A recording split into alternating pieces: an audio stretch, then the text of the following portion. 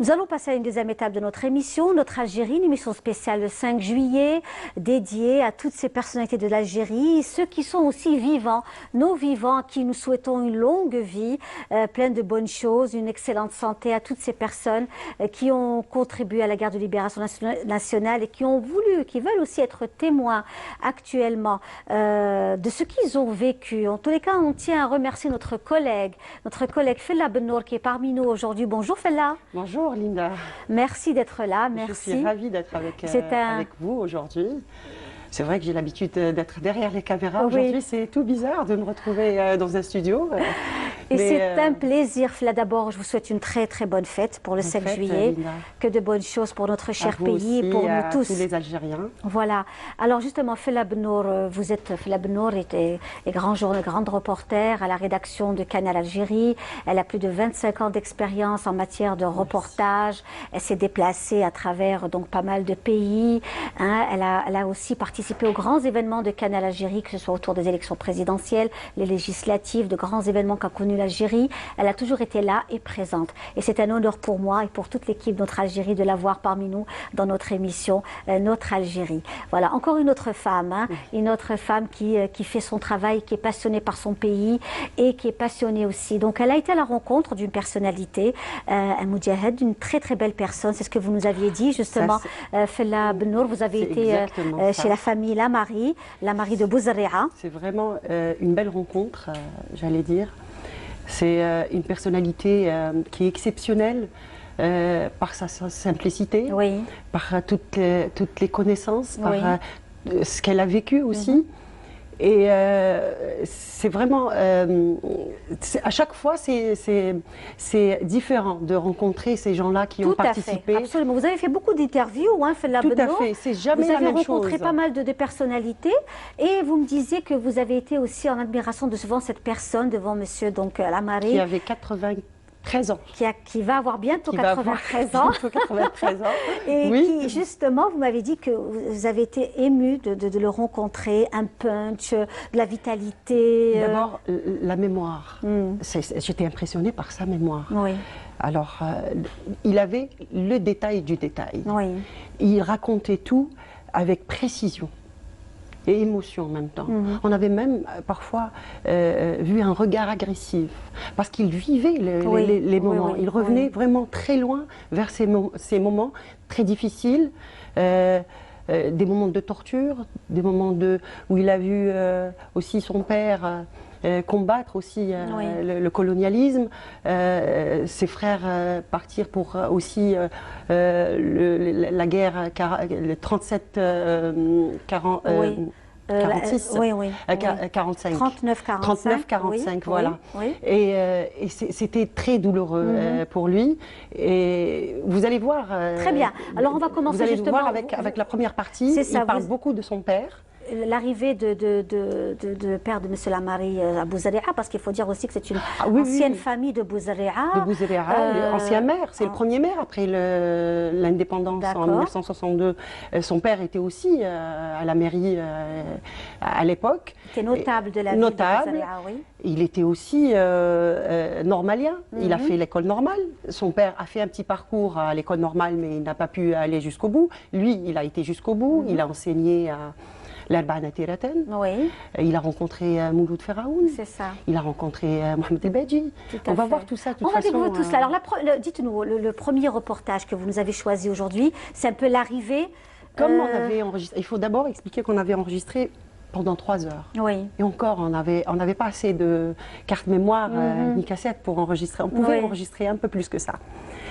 Et donc, 3 heures, il fallait prendre juste les parties les plus fortes de l'entretien. Et moi, personnellement, j'avais trouvé la partie où il parle de son père était très émouvante. C'est lui qui l'avait un petit peu orienté vers le chemin du combat. Et donc, il a beaucoup parlé de son père.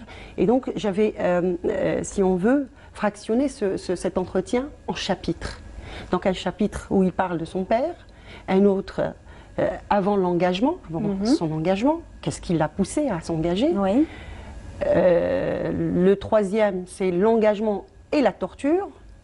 Et puis la partie la plus importante, c'est les camps de concentration. Oui, oui. Là, il tenait vraiment à donner le détail de ces camps de concentration. Ça l'a marqué et vous allez savoir pourquoi. Très bien. Et puis, il y a eu des rencontres avec le Badji et Mouloud Feraoun, et puis le message à la jeunesse. Très bien. Alors on y va. Premier reportage. Passage. Premier passage, c'est parti. Mon père était très sévère. Je ne l'ai jamais vu rire. Je l'ai seulement vu sourire. Ça a été un exemple pour toute la famille. Il voulait terminer ses études en tant qu'enseignant. Il est arrivé à Bouzaya vers les années 1910, Djuma Saridj, commune de Mekla, Wilayat Tizi Ouzou, qui faisait partie à l'époque de la Wilaya d'Alger, qui avait le numéro 91. Il a été recruté. Au bout de quelques semaines, l'ambiance ne lui plaisait pas du tout parce qu'il était soumis à des pressions, à des différences, aussi bien dans la conduite que dans l'accoutrement. Il a décidé de quitter l'école normale. Il s'est fait un nom parce qu'il était conseiller municipal durant à peu près, enfin, je peux même donner la date en ce moment-là, de 1922 à 1947, sans interruption, tête de liste. Donc c'était un notable, très engagé. Donc déjà pour moi c'était un exemple de participation et bien de sympathie vis-à-vis des gens qui luttaient déjà pour quelque chose, pour un idéal. Alors j'ai vécu dans ce milieu familial, un environnement déjà révolutionnaire. Presque le maquis à l'époque. En montant de la rue là qui va jusqu'au village, c'était bordé d'arbres. Il n'y avait pas d'habitation. Une villa, une fois par hasard, un petit café, c'est tout ce qu'il y avait. Il n'y avait pas grand-chose. Alors, l'arrière-pays, c'était beaucoup plus sauvage. Il y avait le centre de Bouzaya, et tout le reste, c'était rural, c'était des figuiers de Barbarie, des genêts, des pins, des herbes sauvages. On vivait presque comme le village natal de mon père. Peut-être c'est ça qui l'a attiré à vouloir rester dans ce village. On rêvait quelquefois d'une évolution, d'une indépendance, de voir un drapeau flotter. Voilà, donc on le sent d'abord dynamique et puis il rêvait d'un drapeau flotté. C'était des moments très très forts. Donc c'est cette première partie où il relate un peu leur arrivée, Bouzarea. Il faut dire, Linda, qu'il a parlé aussi de sa maman. Oui. Et c'était aussi émouvant parce qu'il m'a confié que sa maman ne l'a jamais pris dans ses bras, ne l'a jamais caressé. Il se disait jamais. Il y avait de la pudeur. Il y avait de la pudeur, mais elle était elle était bienveillante. Il sentait bien sa tendresse. Oui. Et ça, c'était aussi quelque chose qui m'a touchée par rapport à tout ce qu'il nous a raconté. Et voilà, donc il était dans un milieu familial qui l'a favorisé. Ce qu'il faut aussi souligner, c'est que malgré l'aisance, malgré les conditions favorables dans lesquelles il vivait, mais il a choisi quand même d'aller vers c'est ce qu'il disait, il ne manquait de rien, mais... Il manquait de rien, en voyant l'injustice au quotidien, ça l'a profondément révolté et, tout à fait. Et indigné. Tout à fait. Donc voilà, il était algérien et il rêvait, comme il disait, d'un drapeau qui flottait. Alors donc, le deuxième reportage, justement... Le deuxième reportage, on va voir quelles sont les raisons qui l'ont poussé à aller vers cet engagement et vers ce combat pour combattre le colonialisme. On y va. On va y aller.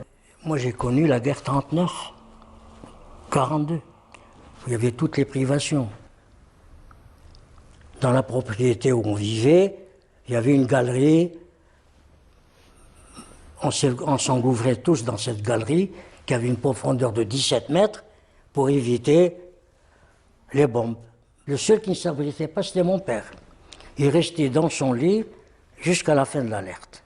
Après toutes mes années où j'ai constaté les injustices, j'avais 3 frères qui étaient mobilisés de force pendant la guerre de 39-45. J'étais mobilisé en 42. Et voilà ce qu'arrive le 8 mai 45, les massacres de Kerata, de Sétif et de Constantine et Guelma. Pour moi, il y avait des cadavres, il y avait des morts, il y avait un massacre. Le massacre n'a pas été fait seulement par les militaires, il a été fait par des civils. C'est ça justement qui m'a le plus chagriné, c'est que des civils français avaient massacré des gens qui les avaient aidés à reconquérir la France. C'est abominable. Ça a été un choc émotionnel pour moi qui m'a complètement fait basculer dans l'idéal, dans le vouloir de militer pour une indépendance. Vous aviez quel âge à l'époque? J'avais 17 ans, 16 ans, 17 ans. C'est l'âge où justement où on est révolutionnaire. Hein. Et le milieu familial m'était favorable. Parce que mon frère aîné faisait partie également du MTLD. Mon père a été SFIO, ensuite UDMiste, il est mort en 1947, donc avant le déclenchement de la Révolution. Mais j'avais déjà j'étais déjà imbibé par l'esprit de vouloir être indépendant, de vouloir être l'égal de l'individu qui se trouvait autour de moi. D'autant plus qu'en 1945, on voulait créer la citoyenneté internationale. On devenait citoyen du monde. Je suis allé même en Angleterre faire les camps de moisson pour aider à reconstruire après la guerre. Après mon école normale, j'ai été nommé à Fort National. Fort National, c'est pas tout près. Fort National, c'est une montagne. On était en quelque sorte un petit peu le pivot de l'éducation, de l'instruction du village.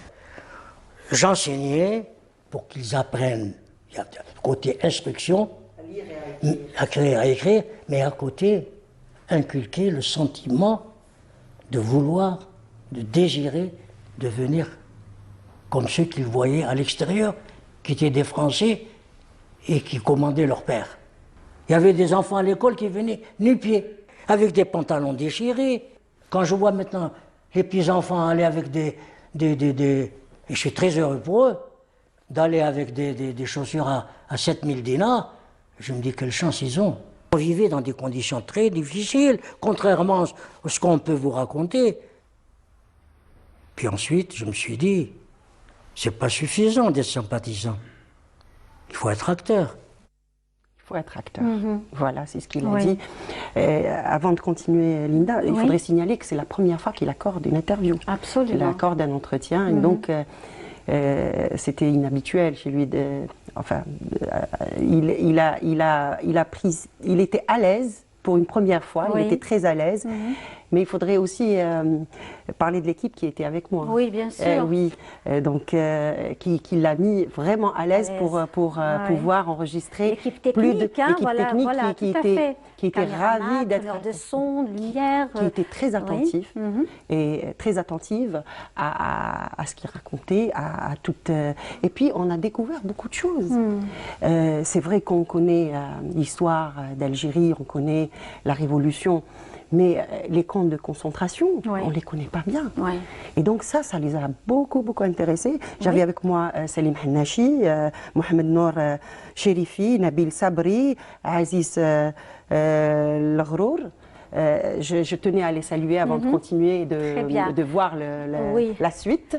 Et la suite, ça va être l'engagement et la torture. Et là, vous allez voir, c'est atroce. En 1954, j'étais à Maison Carrée, le déclenchement de la Révolution. Donc j'ai cherché le contact. J'ai eu le contact. Et là, c'est Remli Ali. D'ailleurs, la rue que vous avez empruntée là porte son nom, rue Ali Remli. C'était mon chef. Et on a ensemble construit des cellules. Lui de son côté, moi de mon côté.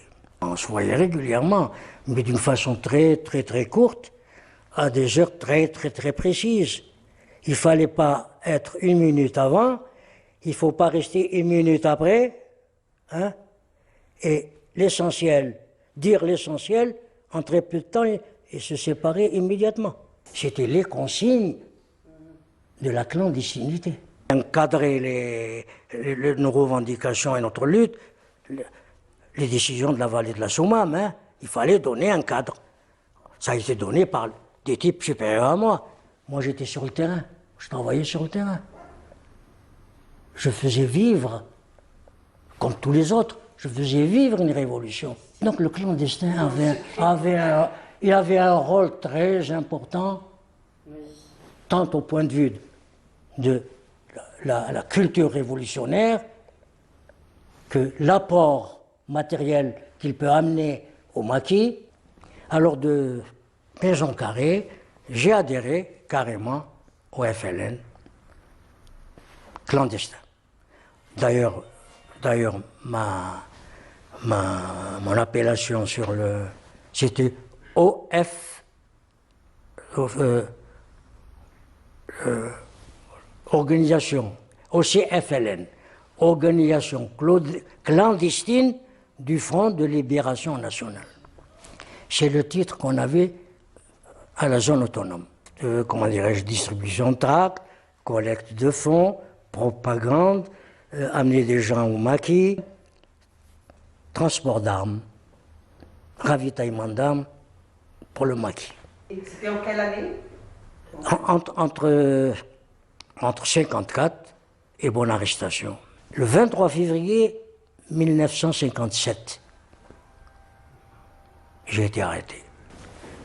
Arrivé tout à fait en haut du sentier, on me jette dans un camion à plat ventre, les militaires me mettent leurs pieds sur la tête et tout le corps, de façon à m'immobiliser.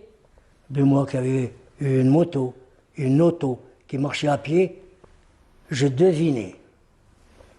Et comme j'étais déjà informé, je devinais le tracé de là où on devait m'amener. C'était où? El Mouradia, école Sainte-Anne, près de la clinique Sainte-Anne. C'est une école. On m'a mis isolé avec une sentinelle. Le lendemain, ça a commencé. Les séances de torture ont commencé. Et dans les séances de torture, moi j'ai retenu 3 épisodes. Premier épisode, torture physique. Deuxième épisode, torture physique, mais je ne dirais pas améliorée, mais approfondie par un jeûne de quelques jours. Quatrième torture, torture morale, menace d'amener ma mère et la torturer. Oui. Oui, voilà. C'est comme si que je l'écoutais pour la première fois. Oui. Et voilà, c'est très émouvant, effectivement. En plus, il nous disait que le soir même, il avait revu toutes les scènes. Oui. Parce qu'on a filmé en 2 parties. Oui. Donc on est parti lundi, je crois. On était obligé de revenir parce que on avait encore besoin d'enregistrer encore un peu plus que ça. Et il nous a dit que le soir, il avait revu toutes ces scènes. Et c'est vraiment très douloureux pour lui. Voilà. Il a aussi tenu à insister sur le rôle du clandestin à l'époque. Oui, oui. Ça, c'est très important pour lui parce que le clandestin travaillait vraiment dans l'ombre et dans le secret total. Donc, il n'y avait aucun document, aucune trace de sa participation. Absolument. Ça, c'est important. Oui, oui. Mais voilà. Très bien, alors on continue. Donc après cette étape, oui. Il a été arrêté et de là, on l'emmène directement vers les camps de concentration. De Ain Oussara, De Ain Oussara. Paul Cazel. Exactement. Un matin, on m'appelle pour signer un document. Et là, je suis allé sur Beni Messous, centre de tri. Alors là, j'ai fait plusieurs camps. Centre de tri à Beni Messous, bloc administratif, l'entrée du camp, des guitounes alignés. Première guitoune, c'était la guitoune des femmes, dans laquelle il y avait beaucoup de femmes de la télévision. Comme par exemple Fadila Djiria. Il y avait Touli Waïba, il y avait Blahafef, la future femme de Ben Khadda. Moi, j'étais dans la guitoune avec un grand militant.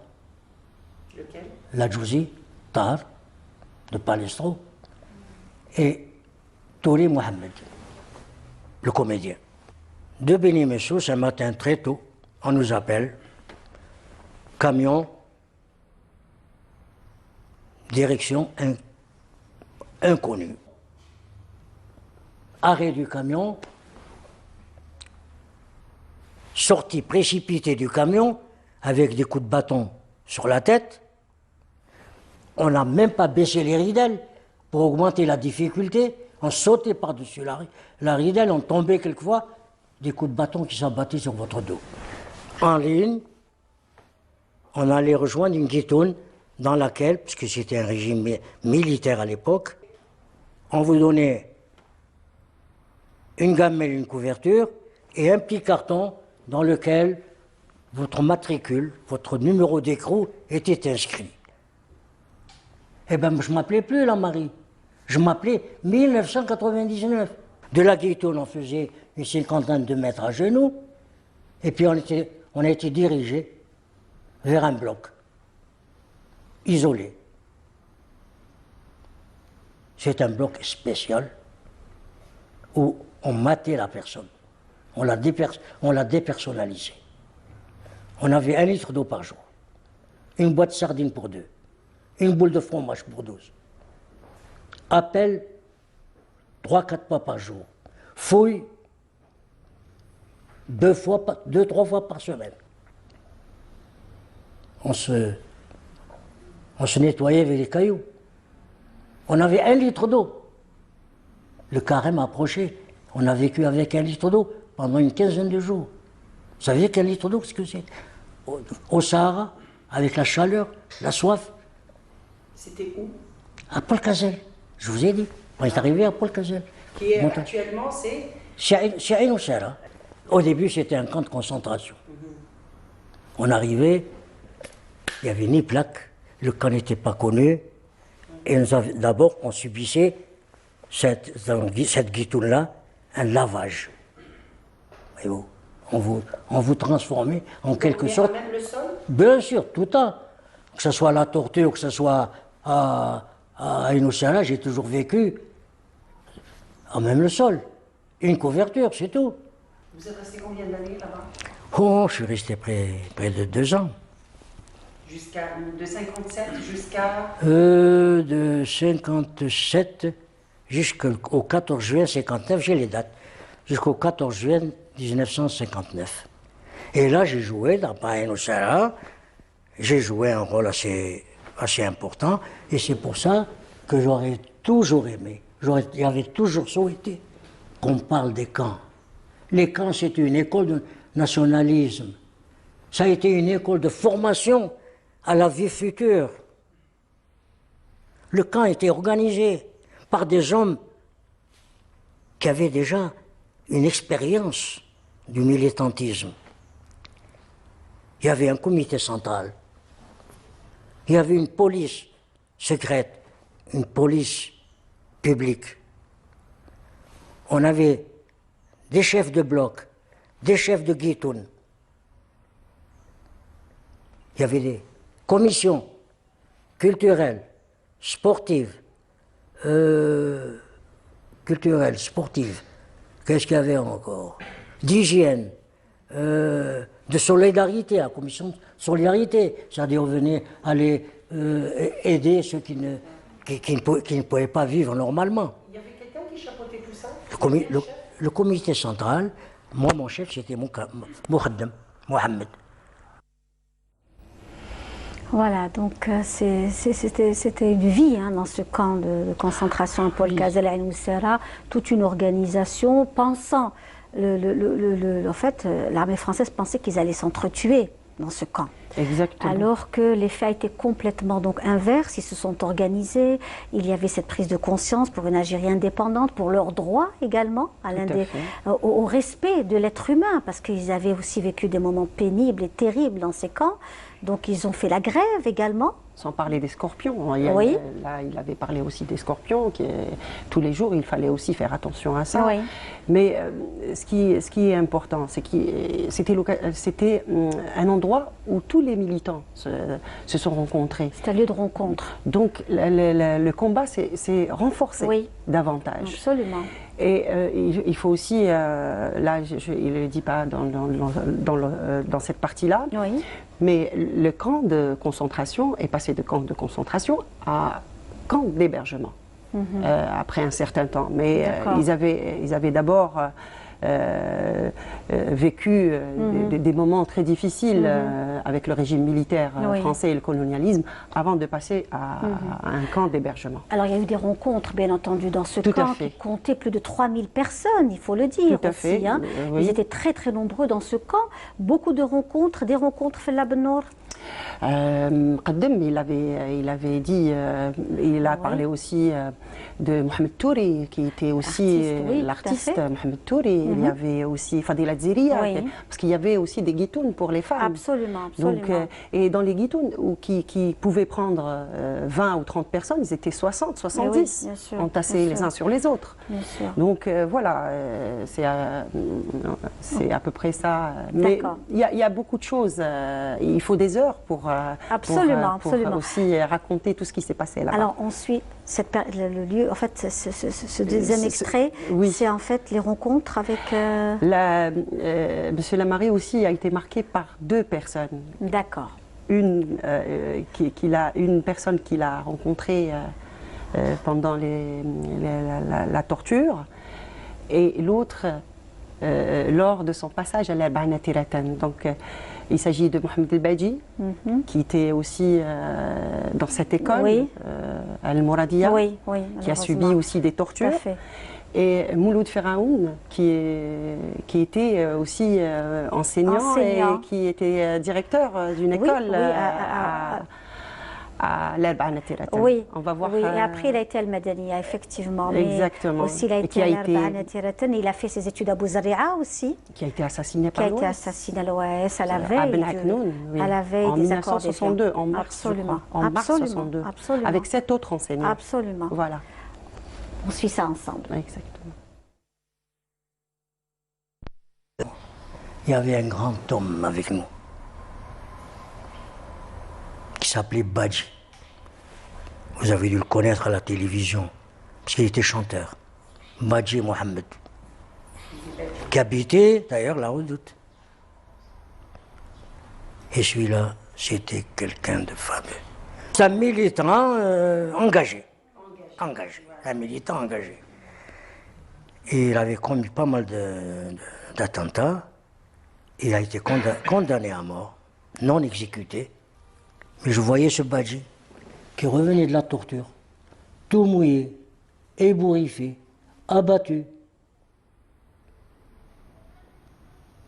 Et qui, on l'aidait à récupérer. Quand il avait fini, il prenait une boîte d'allumettes, tapotait sur la boîte d'allumettes, parce que c'était un bon drebouka. Et il disait la chose suivante: si je meurs, dites à mes enfants que je suis mort honorablement. N'oubliez pas de leur transmettre ce message. Il n'est pas mort, grâce à Dieu. Il a vécu, et ses enfants ont été fiers de lui, je suis sûr. J'ai connu par exemple Mouloud Feraoun. Mouloud Feraoun, j'allais prendre le café avec lui. Il avait été directeur du complémentaire, on se mettait sur un escalier et on buvait le café ensemble. Qu'est-ce qu'il vous disait? Eh bien, on de tout et de rien.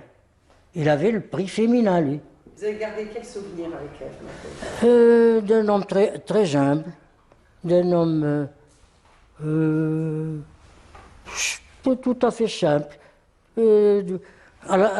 désireux de rendre service, de servir d'exemple aux Kabyles, très disponible.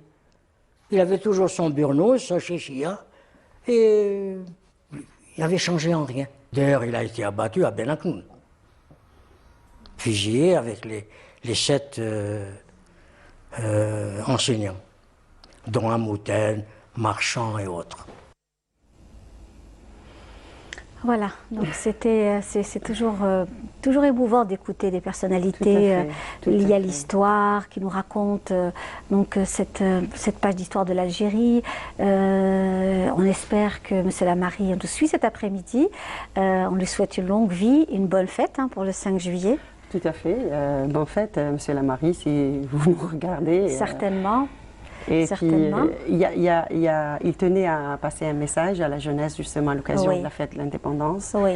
Et je le laisse peut-être... Alors, justement, avant de vous laisser partir aussi, Fella, d'avoir été parmi nous aujourd'hui pour nous présenter donc votre travail à l'occasion du 5 juillet. Encore une fois, bonne fête à vous, bonne fête à tous ceux qui nous suivent aujourd'hui. Le reportage de M. Dahmel Lamari, donc j'imagine que ça a été aussi très fructueux pour vous d'être à la rencontre de ces personnes. Tout à fait, c'est toujours très enrichissant, très émouvant, mais on apprend un peu plus. Oui. D'ailleurs, il m'a fait la remarque, il m'a dit vous ne savez pas grand-chose sur les camps de concentration. oui, bien sûr. Effectivement, c'est qu'on ne sait pas assez. On ne se documente pas assez. Oui. Et il y a toujours des choses à apprendre. Tout à fait. Il faudrait aller vers ces personnes, justement, qui sont encore vivantes. C'est une mémoire vivante, ces personnes. Absolument. Et tout ce qu'il nous a raconté est un document de recherche, peut-être un document de recherche. Oui. C'est pour ça que c'est important d'enregistrer. C'est la première fois où j'enregistre 3 heures d'entretien. Encore, je pouvais encore aller un peu plus que ça. Oui. Et il y a autre chose, c'est que le 3 juillet 62, je lui ai posé la question, où est-ce que vous étiez le 3 juillet 62 ? Eh ben, il a vu son enfant naître le 3 juillet. C'était la naissance de son premier fils, Sami Lamari. Oui. Et c'était son anniversaire il y a 2 jours. Oui. Et c'était le jour où on a proclamé l'indépendance de l'Algérie. Et c'est pour ça que l'indépendance a un goût particulier, au-delà de tout ce qu'il a vécu. Absolument. Ça a un goût particulier. Il a eu son fils aîné. Entre la clinique des Orangers qui était complètement vide. Il ne trouvait pas un seul médecin pour sa femme. Et la Casbah d'Alger, puisque voilà, on salue aussi Madame Lamari, si elle nous suit cet après-midi, ses fils aussi. Puis, lui qui fait partie d'une fratrie de 10 enfants. Oui. Moi, ça j'ai oublié de le mentionner. Voilà.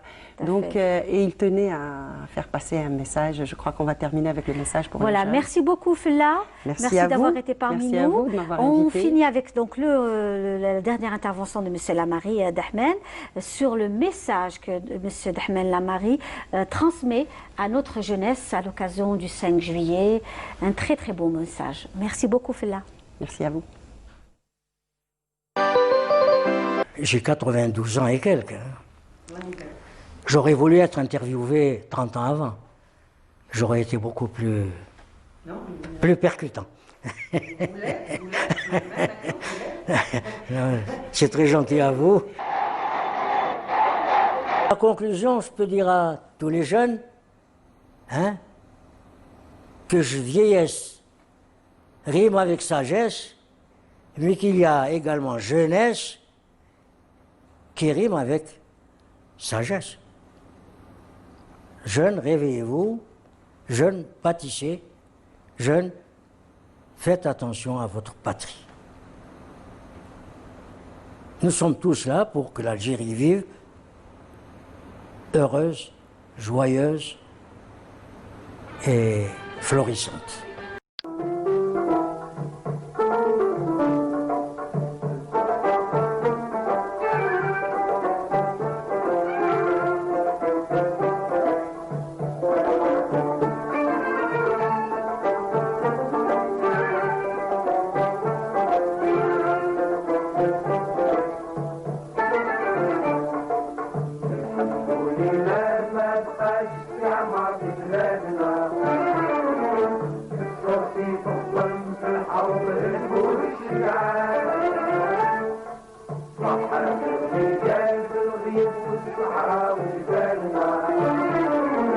يحيى الجزائر حرة يحيى الشباب